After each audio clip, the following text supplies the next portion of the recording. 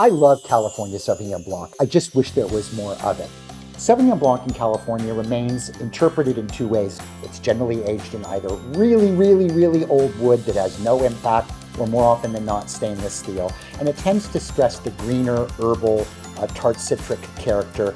Then there's a school of Sauvignon Blanc that is blended, which is to say it's not pure Sauvignon Blanc, but it'll usually have other grapes added, most notably Semillon. Here, the wines will generally be aged in oak, again in various sizes, to add a little bit of texture, richness, and the varieties that are added there will not only add interesting flavor components, but also add texture and richness too.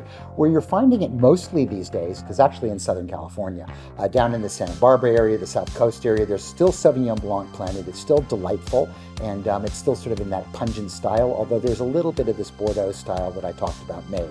As you move up towards Monterey, Monterey, of course, is a very important place historically, not only for foundations of Sauvignon Blanc, but also for a specific clone called Sauvignon Musqué. As you move to Northern California, and specifically into Napa and Sonoma, it's still found, and there's still delightful areas such as the Napa Valley, say Dry Creek Valley. Don't forget Sauvignon Blanc's amazing ability to go with food. Not only do its naturally green flavors mean it's going to pair well with salads and vegetables and things like that, but having brighter acid, a leaner structure means it's going to go beautifully with different types of seafood, a lot of poultry. Never underestimate the value of Sauvignon Blanc at table.